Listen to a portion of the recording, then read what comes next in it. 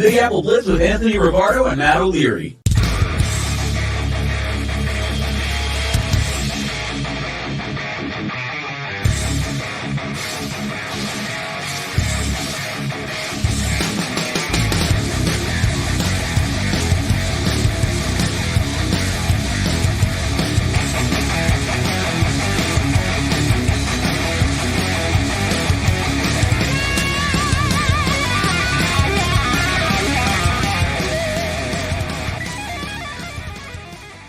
Hello and welcome into another episode of Big Apple Blitz. What is going on? I am Matt O'Leary, joined as always by my co-host, Anthony Rivardo. Anthony, how's it going, my friend?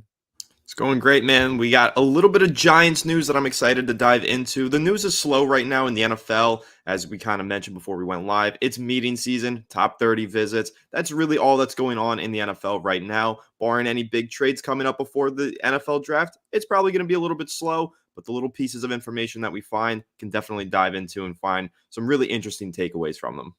Yeah, absolutely. And, it's a little bit of a quiet time in between free agency and the NFL draft. Thankfully, the last few weeks, we got like the Son Reddick trade, and there was some interesting stuff to get into. But a touch on the slow side right now. But your New York Giants, some news I think you got to be excited about. The quote, locking in on a quarterback has got to be one that's exciting. Why don't we start there? Yeah, definitely excited about this. Came from ESPN's Jordan Rannon, said, when it comes to this year's quarterbacks, Daniels is a name to keep an eye on, referring to Jaden Daniels if he's not among the top 2 picks. He's a player that is well regarded within the organization that multiple sources with connections to Joe Schoen and Brian Daboll believe would be an ideal fit in their offense. And then he continued by saying, there's also interest in J.J. McCarthy, especially if he's available with the number 6 overall pick. So the Giants really locking in on a quarterback, finding the 2 seemingly that they really like. And one thing that I'll say about this, it's very interesting how every week it seems to be a new quarterback that the Giants are locked in on, right? We heard Drake May a week ago when we were doing this show. Now we're hearing Jaden Daniels. Now we're hearing J.J. McCarthy. J.J. McCarthy's popped up quite a bit, though, for the Giants through this pre-draft process. But I like the quote about Jaden Daniels there that said there are people in the organization that feel he would be an ideal fit in their offense. And that's what I see. And that's why I get excited about Jaden Daniels. And we've kind of talked about this on Fireside Giants before. When you look at the way the offense played last year with Tyrod Taylor, his playing style is very similar to Jaden Daniels. Jaden Daniels is just a younger, more athletic and dynamic version of Tyrod Taylor in my eyes because they have similar strengths. They have similar weaknesses in their game. But the strengths that were maximized down the stretch of last regular season with Tyrod Taylor in the lineup, those were the strengths that Brian Daboll was really able to extract and build upon that aren't present for Daniel Jones and weren't present for Tommy DeVito. And that's why the offense really faltered with those guys. But when Tyrod Taylor was in the lineup, they were more explosive. And so you look at that connection and you kind of look at the offense and the way that it ran with Tyrod. And I think that you could see what the Giants see in Jaden Daniels and get really excited about the possibility of trading up to number 3 or number 4 to draft Jaden Daniels if he does make it past the Commanders at 2.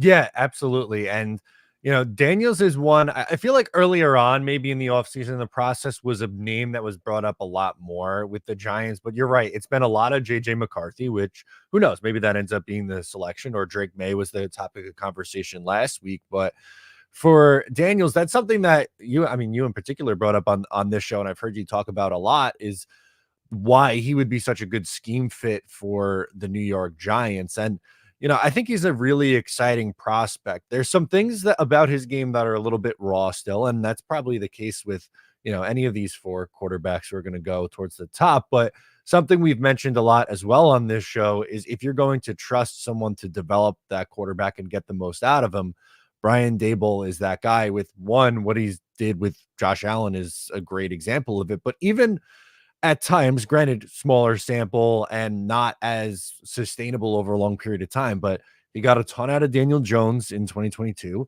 He did some nice things with Tyrod Taylor when he was healthy. And there was even a stretch with Tommy DeVito where he was looking like a functioning NFL quarterback. So if you have someone who has, let's just be honest, a better skill set than any of the 3 guys we just talked about, who knows what the potential he can get out of that kid. Right, and that's my thing with Jaden Daniels, because when you really dive into a lot of the stats and the advanced stats in particular, take a look at the analytics, there is a lot of bust potential with this prospect. Like there are certain flaws in his game that the numbers would indicate if he doesn't fix, time to throw and getting to the second read and bailing on clean pockets. There are stats that indicate he does these things, and they're going to be detrimental to his success at the next level if he doesn't fix them. But what better situation can he go into than one with Brian Dable? Like, this is the guy who can fix those things. This is the guy who can develop the talent that Jaden Daniels has, because maybe he's not completely polished and maybe he does have these weaknesses in his game, but I trust Brian Dable to polish him, to turn him into a great player, because Jaden Daniels just has so much talent. And I think that's really what the Giants ultimately need, is just a very talented football player. Let the coaches do their jobs. Let Brian Dable work his magic on the quarterback position. Again, you mentioned it, Josh Allen. We saw how he developed him, and we've seen how he's found success with other quarterbacks like Tyrod and like Tommy DeVito, these backups who really shouldn't find that kind of success and win a few games in spots. But Brian Dable finds a way to maximize their talents. So find a guy with a ton of talent like Jaden Daniels. I mean, he's going to be one of the fastest quarterbacks in the NFL as soon as he gets there. So having a guy with that kind of talent, with the deep passing ability, let Brian Dable get to work on that, and I think you can find something really special. But then the other half of the report with J.J. McCarthy, if the Giants are really hoping for him to fall into their laps at number 6, we'll see if that happens. We've talked a lot on this show already about how the Vikings are trying to leapfrog the Giants and get J.J. McCarthy. I still believe that a quarterback is going to fall in this draft. I think it happens every year. I know we keep hearing that quarterbacks are going to go 1, 2, 3, 4. I don't buy it. Somehow, some way, someone is going to slide at least the pick 6, in my opinion. And I think that J.J. McCarthy probably has the highest probability of that happening. So the Giants reported interest in taking him if he is available at number 6, I think is noteworthy. And if he is there on the board, I would be happy with this move. But I know a lot of Giants fans ultimately would be upset if J.J. McCarthy was a selection at number 6. Yeah, it's really interesting because the reports have been a lot like the quarterbacks could go all 4 right in a row, or 4 in the top 5, and the Giants at 6 probably have to move up a couple of spots to get a quarterback. But you bring up a good point, because it wasn't that long ago. I mean, a year ago, Will Levis was someone who was getting like, this guy's a late riser. He could end up being one of the top, early top 5 pick ahead of, Anthony Richardson or some of these other names. And then he ends up falling to the second round. I don't think we're going to see that kind of a fall, but the point being is that, sometimes we get a late push from these prospects, and then the NFL is like, well, no, that's not actually how it's going to go. The only pushback I would give on that is it feels like we've heard it for a long time now that the NFL is higher on JJ McCarthy than like the general consensus. So I'm not saying it's completely off the table, but that would be the only thing to give me a slight concern about maybe not having one of those 4 quarterbacks being available at the top 6, and also just the number of teams that I think are going to be jockeying for position. Minnesota is one that we bring up all the time because they have 2 first-round picks now, but even Denver has a terrible quarterback situation. The Raiders maybe are interested in moving up for a quarterback. So I'm not going to say it's impossible for someone to make it to the Giants at 6, but it's definitely a risk and maybe even a challenge for one of those guys to make it.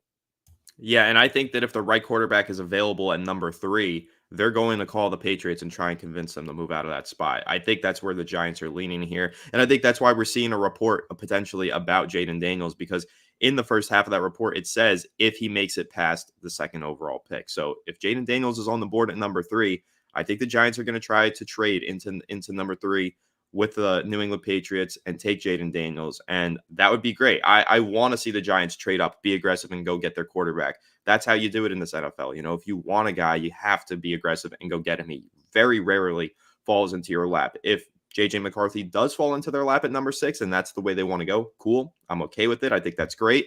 But the Giants really, if they got a guy that they love in this draft, you have to go up and be aggressive for him. And I know that they will. This has been well documented in Joe Shane's history with the Buffalo Bills trading up to Josh Allen in 2018. He played a huge role in that, made all the phone calls for the trades if you read through the reports. And then even last year, how about the Giants picking number 25? Deontay Banks is on the board at 24. They said, okay, we heard that the Chiefs want him. We're not letting them leapfrog us. We're going to trade up 1 spot and make sure that we get Deontay Banks. There you go. So Joe Shane, very aggressive. When there's somebody that he really likes, he goes and he gets him. I think this report about Jaden Daniels, if he makes it past the 2nd overall pick, being a target for the Giants, I think it's foreshadowing for if Jaden Daniels is on the board at number 3, expect the Giants to at least make a push and try and trade up for him.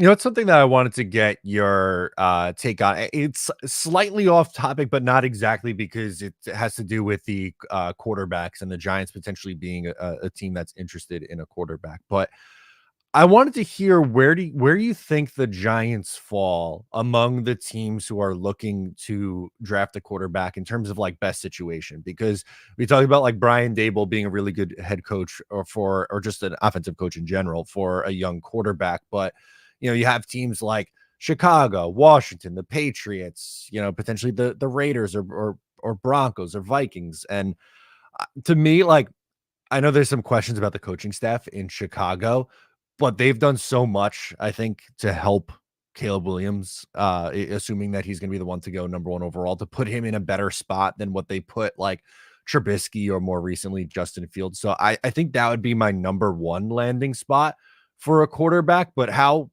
far down the list are the Giants here, and would you even put them ahead of a team like Chicago? I definitely wouldn't put them ahead of a team like Chicago. I think the Bears have done a tremendous job putting playmaking talent and even a decent offensive line in front of whichever rookie quarterback they take, presumably Caleb Williams. And then I think the Minnesota Vikings are a great landing spot. They've got Justin Jefferson, Jordan Addison. I mean, maybe they trade Jefferson. I don't believe that. They've got a lot of playmaking talent. They've got a great quarterback coach and head coach and Kevin O'Connell. That's an excellent situation for any of these rookies to go into. And then further down the list, you'll find the Giants. I'd say that they're probably ahead of the Las Vegas Raiders. I don't know too much about, I don't think I'd be confident stepping into that situation. Not a lot of playmaking talent, just lost their playmaking running back, offensive line questions, defensive head coach. I'm not so sure about going to the Raiders if I'm a rookie quarterback. And then the Broncos, you can make the argument that Sean Payton would be the draw. You go there because he's a great quarterbacks coach / head coach. But again, lost playmaking talent. That team just seems like it's swirling out of control, in my opinion, with some of the decisions that they've made and some of the situations they've found themselves in. So I guess I would probably place the Giants above those teams, but behind, Vikings and Bears. And then if you want to look again at the top of the draft order, number 3, the Patriots. I think they're really far down the bottom of the list. I would not want to go into that situation. And then I think the Commanders would also be somewhere in the middle around the same spot as the Giants. Yeah, I was going to say, like, am I crazy here? Like, is this just Jets bias, or are the Patriots maybe the worst landing spot of the teams for the first worst? Round? Yeah, right? The worst.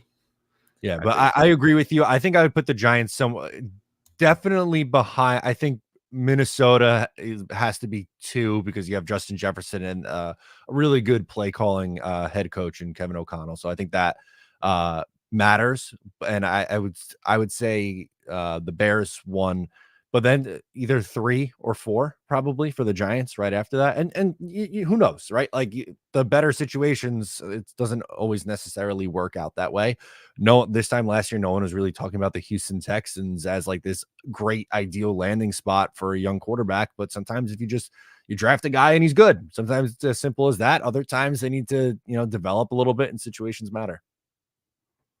100%. Situations do really matter though. And I think that the quarterback's skill set into each situation needs to be the right match, because I think you'll have certain quarterbacks like Jaden Daniels going to Washington makes sense. I think that that's going to be a really good spot for him, and his skill set aligns well with what they want to do offensively. But then if you look at maybe, and for the Giants as well, that goes double. But then if you look at him for the Vikings, I don't necessarily see that as much. I don't think that he would be the best fit there. And even though that is a great situation, I don't know that Jaden Daniels necessarily, the way that he plays, matches up with the style of offense that the Vikings want. So, and I think that you could always have immense talent and go into a situation with a lot of talent, but the playing style, the schematics, all that stuff does matter. And situation is ultimately super important for every prospect, every position, but ultimately quarterback is paramount among those. And Jets fans should be familiar with that. With Zach Wilson, that wasn't the right situation for him, even if the Jets maybe had some good talent around him at some point, or maybe they didn't have enough, whatever it was.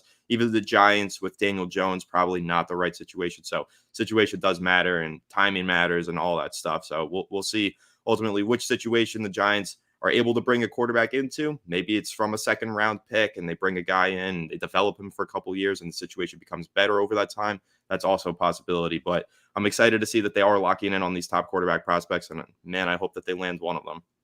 Absolutely. Let's get into the Jets now with a draft scenario. So, ESPN report that or lists the Jets as a team who's going to be interested in moving out of their pick inside the top 10. And it's something we've got into a lot already on this show with the NFL draft and the New York Jets in particular. Without the second round pick because of the Aaron Rodgers trade, depending on how the board falls, like unless there's really someone they love at pick number 10, it wouldn't shock me at all if the Jets are trying to move back and recoup some picks. To me, I just think like, again, it's contingent on who's available for you at pick number 10. But I would think Joe Douglas wants to accumulate some more picks and take 2 swings in the top, I don't know, we'll call it top 50. Yeah, and you know, we've talked about this a little bit on the show already, and I've made my advocacy for a trade down quite apparent because I think that the Jets just need more draft capital. And this is a team with a lot of talent in their starting lineup, and now they need to add a young depth, young guys who can take over those starting jobs one day because these guys are going to age out of those starting jobs, especially if you're looking on this offensive line. Sign those veterans at tackle spots, at the guard spot as well. They need some young talent there. And the only way you really accumulate enough young talent is probably by trading down if you're the Jets here and getting those 2 swings in the top 50, like you said, and adding some depth and some long-term answers. Because at the end of the day, the NFL draft is not about winning now. It's about winning later and bringing in talent that can develop and become long-term building blocks for your team. Yeah, and I think that's probably assuming you can find a partner, right? Because it takes 2 to tango. Like if for whatever reason all the 4 quarterbacks go, I'm unsure what teams would be trading up to number 10 for, but you never know. Maybe someone really wants Brock Bowers. Maybe someone's trading up for one of the first defensive players off the board as well. So there are potential options. But I think trading down is my favorite one for the New York Jets, and then moving down and targeting like a Troy Fautanu as a name because of all the different positions that he could play. Is it played left tackle last year for Washington, measured out really well. So I think he can play tackle at the next level, but similar to what the Jets did a few years ago with Elijah Vera Tucker. They drafted him. He played guard his first year, but has played both guard and tackle. Naturally, he's going back to guard this year. But the point being, having a versatile offensive line piece as your number 1 guy to come in relief is, I think, really important for this team in particular, because like there's no way Tyron Smith is playing all 17 games.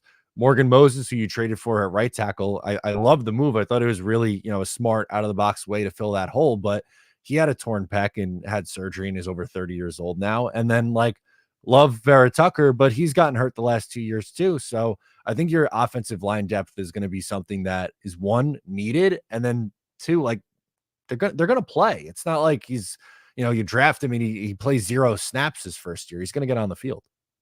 Yeah, very likely to get on the field. And I think that also kind of adds to the conversation of wanting 2 swings in the top 50 or just more draft capital outside of the first round, because depth is important on your offensive line. And the depth happens to be pretty solid in this draft class on the offensive line. There are a lot of solid guard prospects who should be available on day 2, and some good tackle prospects who might slip out of the first round and be available on day 2 and going further on into this draft. So the Jets have an opportunity here, and it's a pretty rare opportunity to be sitting with such a great roster in the top 10 and having the ability to move out, accumulate more draft capital, and just address a whole bunch of positions of need. And I think on the offensive line, more so than any, you can find talent early in this draft. You can find talent later in this draft as well, just because of the way that this class is shaping out to look.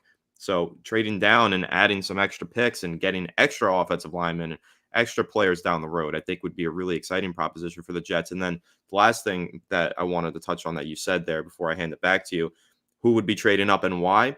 I honestly think when you're looking down at this draft board, I've gone through these mock draft simulators a few times, and one that I like for the Jets is trading down to 18 with the Bengals. The Bengals need a tight end, an extra playmaker. See if they can go up there, get Brock Bowers. Imagine Brock Bowers in that offense with Jamar Chase, T. Higgins, Joe Burrow. That would be a really exciting move for the Bengals. And it also just makes sense for the Jets to move down, still be inside the top 20 and get some extra draft capital. So I like that one. And I think that could be one that maybe unfolds on draft night.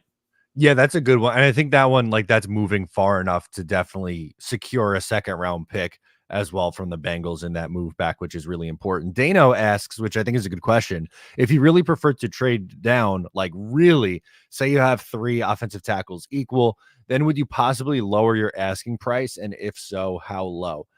I don't think you have to go crazy low, but like, let's say you're only moving back a couple of spots and someone offers you a third round pick. I might consider that, because then you could package those 2 third rounders and get back into the second round. Like, you just need the more capital then at that point to attach to either your original third round pick that you have, pick 72, or you have 2 picks in the fourth round. Like, there's ways to get creative at that point, and I just think you need the extra picks, but I'm not really going anything lower than a third, I think. Yeah, I think that's probably where I would go as well. I don't know if you necessarily need the second round pick, but if you at least get the extra third, maybe you package your 2 thirds and you move up into the second round if you need to. So that's probably what my floor would be. Make sure that you at least get a third round pick in the deal. But yeah, you also made a good point. It depends how far you're moving down the board. If you're moving down 8 spots, then you're going to want more. If you're moving down only 2 to 3 spots, you're not going to get as much, and you do have to lower your asking price in a situation like that. But for the Jets, obviously getting that additional pick, that's going to be a second rounder, a top 50 pick for you. That would be the goal. But, the realistic goal is at least fetch something probably in the top 70 for me. Yeah, I think so. And like you said, it's really going to depend on how far you move back. Like, if you're moving all the way back to 18 and the Bengals are only offering a third round pick, I just think you could find better deals out there. But if you're moving back 2 to 4 spots, you get a third rounder, you still get one of the, the tackles that Dane lists. Like, if you have 3 guys pretty even, then you still get one of those guys, and you again package the 2 threes or 3 and a 4, whatever, whatever it takes to get back into the second round to add. Then that way you're taking a receiver in round 2, which I think if you need offensive linemen and wide receivers, this is really the draft class for you, because I think you can find those. And again, you don't necessarily have to have a top 15 pick to fill, either of those holes. Definitely. And again, I think it ties into the depth of the draft class. There's a lot of talent in this class. And it kind of, goes to what the question asked from Dano said. If you have 3 offensive tackles equal, the Jets might, and they might all look at them. They might look at all 3 of those guys as being late first round picks. We prefer to take them there because we don't view them as top 10 overall picks. And I know that's something that a lot of people are feeling about this draft class with the tackles. Maybe they are first round talents, but maybe you don't want to take them in the top 10. So the Jets moving down, getting that extra value from the additional draft capital, and then just taking the players more so where you have them graded out to be drafted. It just makes a lot of sense for the Jets.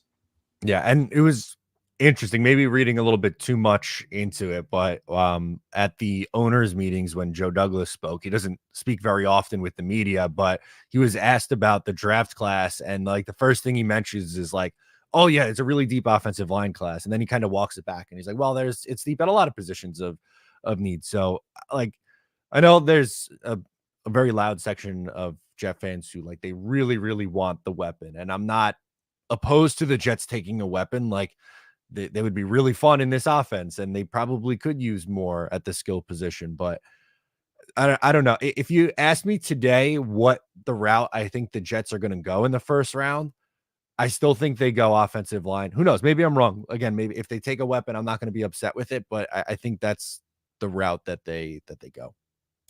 Yeah, and it'll depend on what the board looks like, especially if they trade down. How far do they go? Maybe they end up going into the 20s, and then, okay, so now the top tackles that we really liked aren't available, but this playmaker that we really like, whether it be like a Xavier Worthy or Adonai Mitchell, whoever it could be, trading down the board, maybe the board just kind of reshifts and reshapes into a new way that, offensive lineman isn't going to be your best bet, and a playmaker might be the best player on the board. So it'll be interesting. This is obviously a trade that I think happens on the night of the draft, so you just have to see how it all plays out. But it could be really intriguing to see which direction the Jets go in after the trade down, whether it be dead set on taking the best tackle or offensive lineman available, or if they really are interested in taking one of those playmakers and adding more weapons to the offense. Yeah. Absolutely. Well, just want to go back to Dane one more time before we go to our next topic here. He says, I really like 10 for 13 and 77, which is the Raiders are at 13. It just depends on if Denver and Minnesota have already hopped up, whether Vegas still wants to. 77, though, not top 70. So I don't know if you would like it as much as me, pointing out to Anthony saying that he wanted a top 70 pick, and then follows it up with some Anthony love. Thank you, especially for citing me as a questionnaire the questioner multiple times. I can't state enough how much that's appreciated as a viewer. Yeah, you're welcome. And 10 for 13 and 77, I think I'd budge on that one because you're not moving very far down, and getting that extra pick, as many top 100 picks as you can get is really going to be a top goal for a lot of these NFL teams. Those are, once you get past the top 100, it's very tough to see those guys pan out into starters. So 77 from 70, it's not a huge drop off in talent. I would assume you're probably picking someone very similar. Maybe even the guy that you wanted at 70 is there at 77 anyway. It's very possible. So moving back 3 spots, taking probably who you wanted with the 10th overall pick, and getting an extra player at 77, that would definitely be an exciting proposition. And by the way, if you packaged 72 and 77, the draft tech value chart, it's not 100% accurate, but it's a good reference point. It's about 435 points, which is essentially the value of pick 47, which the Giants hold. So there you go. Jets will trade up with the New York Giants. The Giants won't take a pick in the second round, instead have 1 million third-round picks. How does that sound? It actually doesn't sound too bad to me, because that's something that I kind of talked about recently on Fireside Giants, where if the Giants do end up trading up for a quarterback or whatever they do in the first round, they do need more draft capital. They don't have a 7th round pick. They've only got 1/3, 1/4, 1/5, 1/6. Like, they need more capital. So trading down, maybe not in the first round because you want to land one of those blue chippers with the number 6 pick, but trading down in the second round kind of makes sense for this team. So if they packaged 3 third-round picks and sent them the Giants' way, or 2 second-round picks, or 2 third-round picks, whatever it is, I would actually be pretty interested in that. There we go. We just did a trade right there. Justin says, I think it really comes down to who's available at 10. Definitely. Is there a trade partner to move up and down? JD won't get ripped off moving up or down, and there will definitely be a player at 10, wide receiver, O-line, or tight end. Yeah, we kind of said that too. Like, it's going to be contingent on who is there at pick number 10, and who knows, maybe they really like Brock Bowers and they just draft him there, and then like that's it. And but if that's someone who maybe they're not that high on, and you mentioned the Cincinnati as a team potentially moving up for him.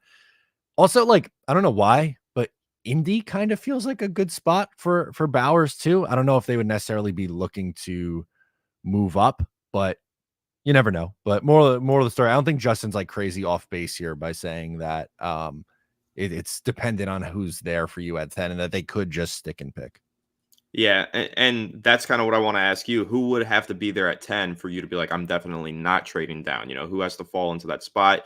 Because, we've talked a lot about Bowers. We've mentioned his name. There's other guys that might or might not be there. You could point to Rome Odunze, could be there with the 10th pick. You could point to Joe Alt. Seems unlikely that he falls to 10, but it's possible. So who has to be on the board for you to say, I'm not trading down and I'm just taking this player? I think for me, it's Alt or Odunze.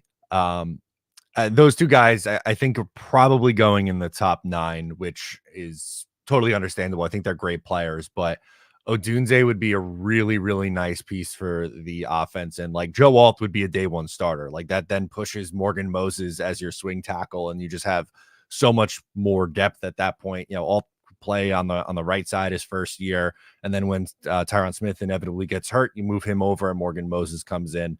I think that would be a home run. I don't dislike Brock Bowers. I'm just not, like, to me, he's an automatic lock at 10, and like, I'm not going to trade out of the pick because he's there.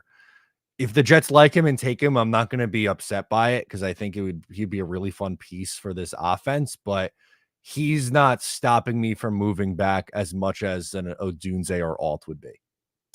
Yeah, I think for me, Alt and Odunze are probably the only two. And I agree with you on Brock Bowers. I think that he is a tremendous talent. And there's a really good chance that he could be a 1,000-yard receiver multiple times in his career, be one of the best tight ends in the NFL very quickly in his career. Like first couple of seasons of his career, he could be that good and have that high of a ceiling and that high of a floor.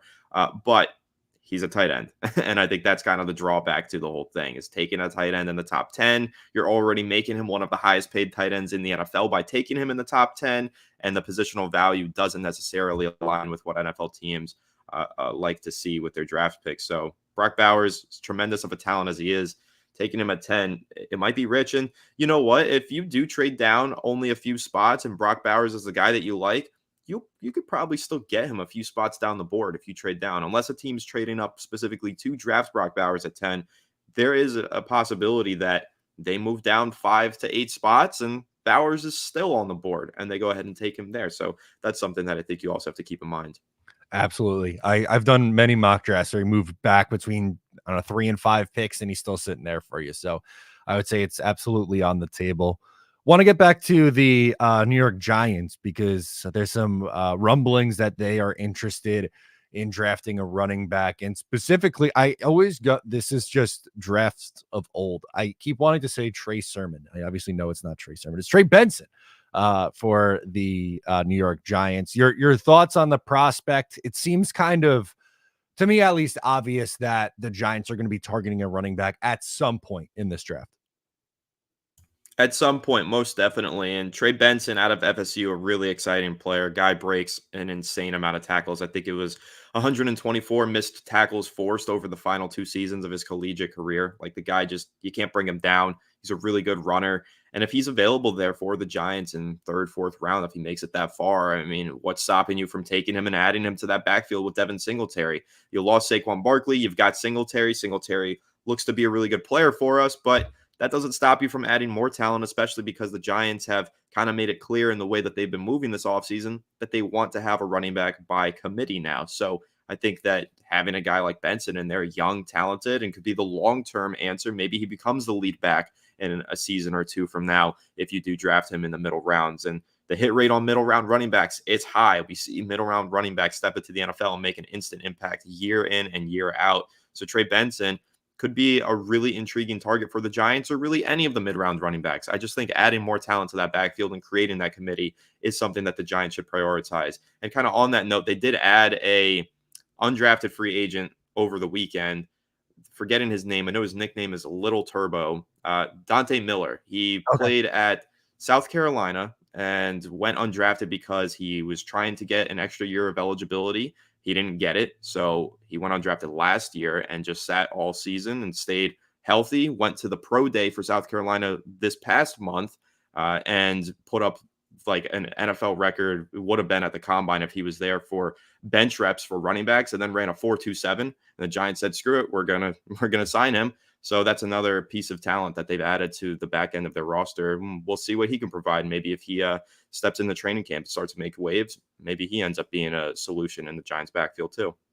Yeah, I've been really like sticking with Benson right now. I'm really impressed with him as a prospect, especially as someone like there's not a running back in this class who's going to go in the 1st round, but I honestly wouldn't be upset taking him as high as the 2nd round. I'm not saying that's necessarily where he's going to go, but I think he projects as someone who could be an 1,000-yard rusher in this league, like pretty consistently. He's at his size, 6 foot, 216 pounds, running a 4.39 40.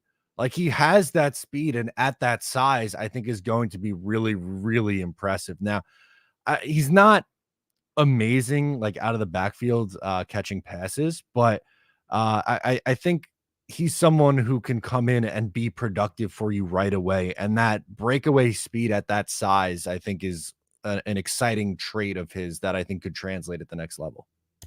No, I agree with you. I think the speed that he has combined with being 6'1", 220 pounds, I mean, that's ideal. Like this is an ideally built running back. He is the perfect size, shape, and athleticism to be a 1,000-yard rusher, like you said, and be a workhorse back for you. The only question mark that I'd have with that is the injuries, because he did have a couple early in his collegiate career, missed his first 2 seasons, I believe, had a couple of injuries back to back. Stayed healthy his final 2 years, though, broke out with Florida State. Now looks to be a really promising player entering the NFL. But there are question marks because of the injuries. Could he really be that workhorse back at the next level, or would they maybe catch up with him?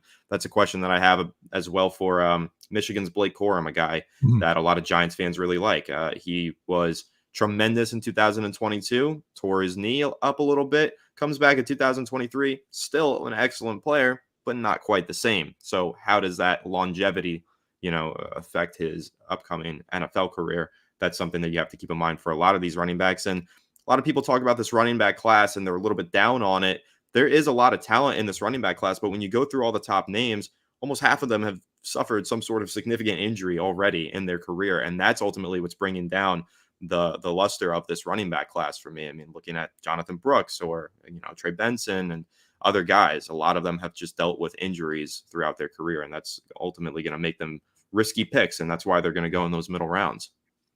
For Benson, just because I love this kind of thing. RAS score, 970 RAS score. So he's a RAS score king. Towards not quite a 10 out of 10, but that's an incredible score. 40-yard dash, elite, 20-yard split, 10-yard split. He didn't have a great vertical, but I don't think I don't know, who cares for a running back. And I under 40 is a little overrated at times, but clearly an athletic freak. And with that size, man, I just think he could be a really nice fit for the Giants. And Singletary too, he knows the drill. He's been in systems where he hasn't been the main guy. I think you could kind of have them split time. You mentioned running back by committee. I don't think it's a bad approach for the Giants. I think he could work. Yeah, and I think that Benson would bring a different kind of pace to the backfield from Devin Singletary. And with Singletary, he's gone for over 800 rushing yards a couple times, I believe.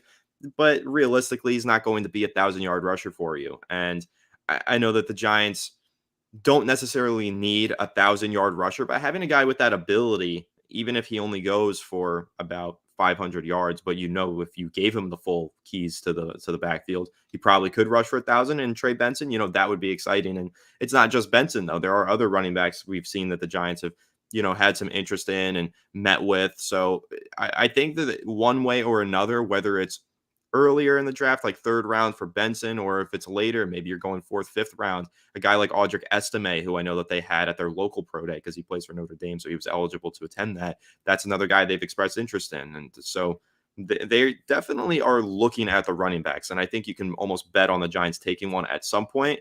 And I would really love that just because I think you need more playmakers in this offense, whether it be a running back, a tight end, a wide receiver, wherever the Giants can get some talent on the offensive end, they got to try and do it. And this is a underrated running back class to me. And I think that the Giants, if they do end up taking a running back in those middle rounds, they can find a kid with some pretty good talent. There we go. We want to get back into the comments. We have a few more to get into here.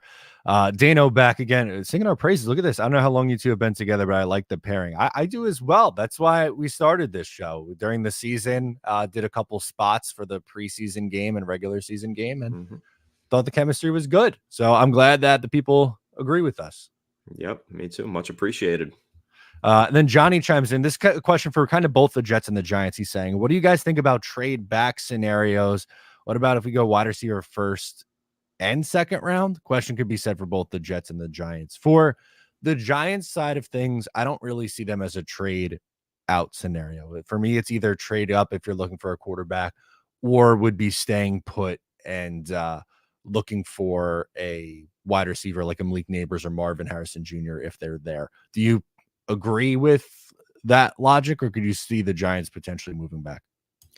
No, I agree with that logic. I don't think that the Giants are going to move down, but it's been brought up from some writers and, some fans before that they could, because if the draft board doesn't fall the way they wanted to, maybe they just add more draft capital. Like I said earlier, they only have 6 picks and they don't have a lot of depth in the middle rounds with their picks. So adding more capital, whether that be a trade down in round 1 or trade down in round 2, like I said earlier, that's what I think they should do. Round 2 trade down, they got to add some more capital some way. And especially if they end up trading up in the first round, they're going to lose even more draft capital. So I think a trade down is something that they'll entertain if they get phone calls.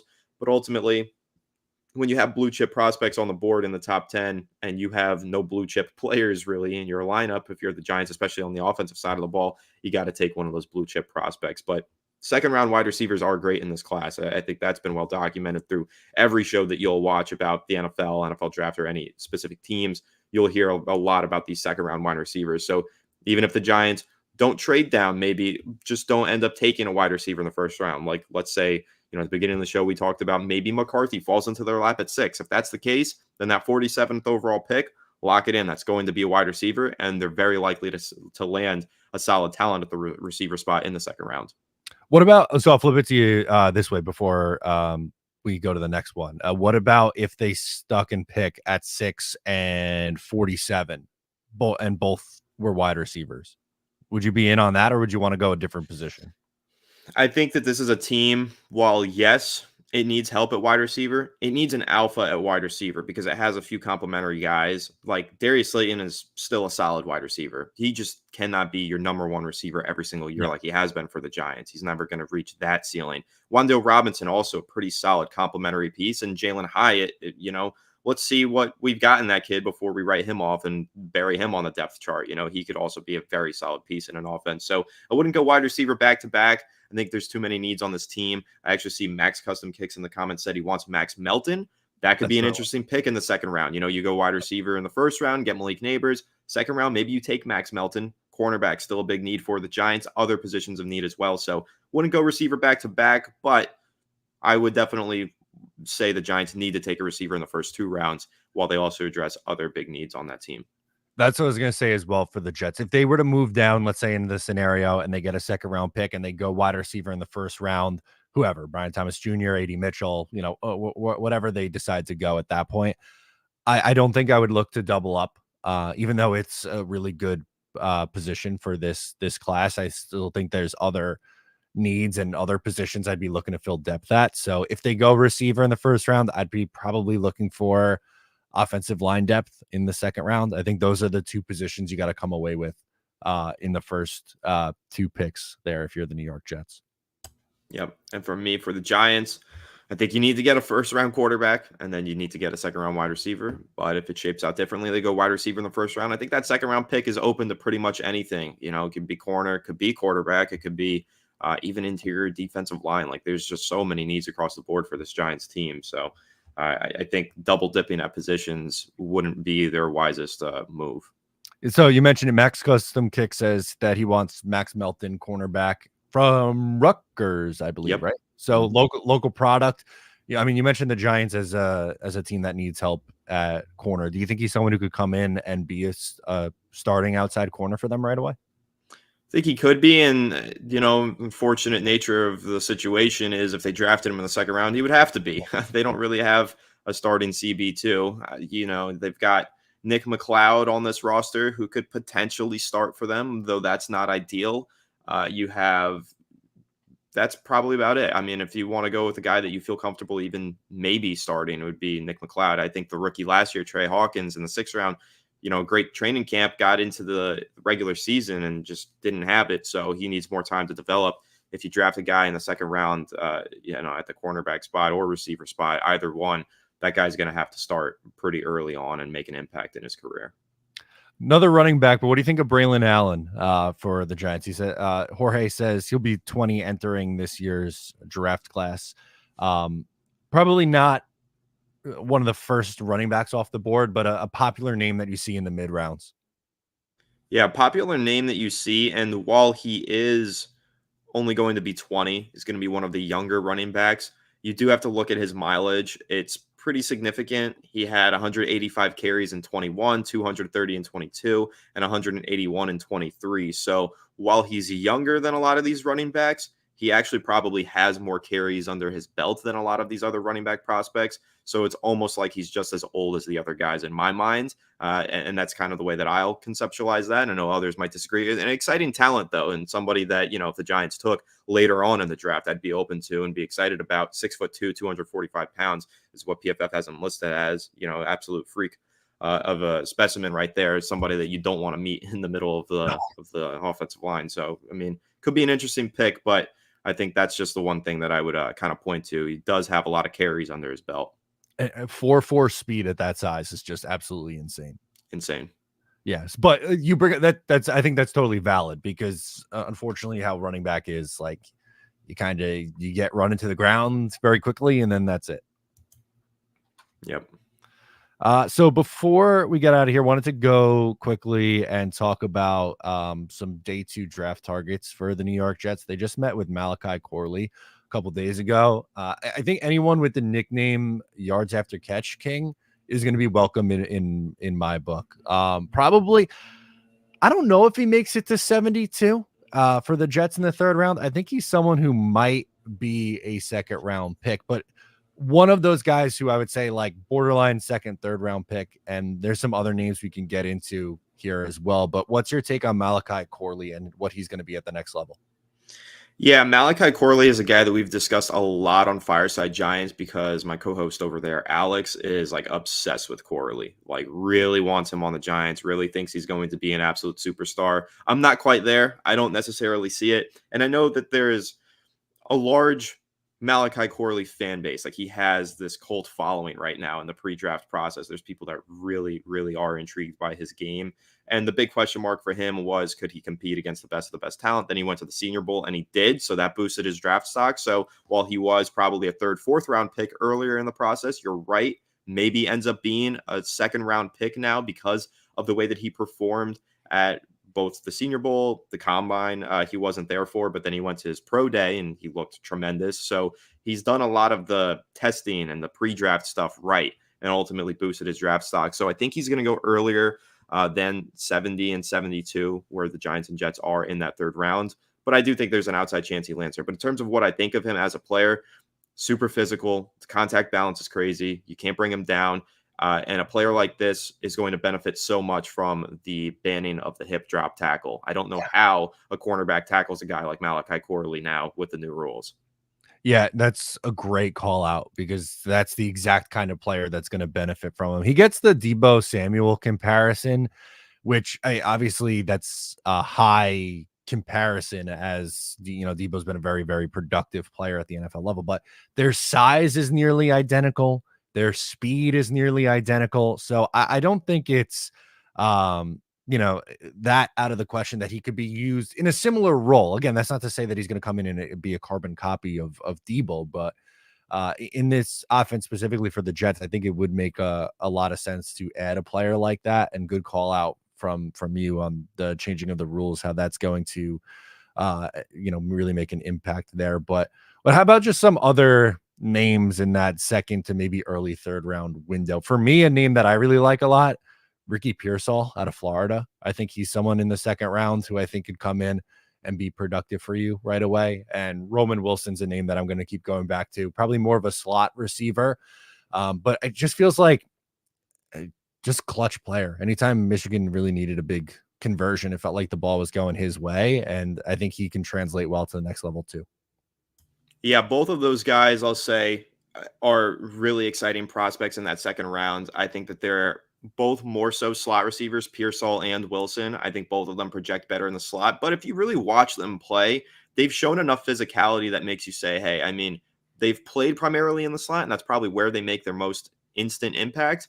But I think that they've shown the ability to probably move to the outside with a little bit more development in the NFL for both of those guys, which is a huge plus for them and which is why they might ultimately outperform their draft stock. If they do get taken in the 2nd round, they could be some really productive receivers later on because they've shown that they have the ability to do more than what they've done so far. But some other names that I like, I think Jalen Polk out of Washington is a player that doesn't get talked about enough. He's got size, speed, and he's a pretty good route runner. He makes a lot of plays over the middle of the field, a lot of plays, obviously, on the outside, getting thrown those 50-50 balls that he's great at. But he does a lot for an offense.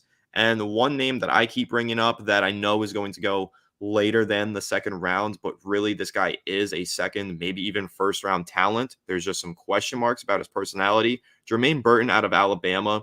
Watch him play. If you really take a look at the way that he plays and the way that he wins against his top opponents, he's a very talented wide receiver.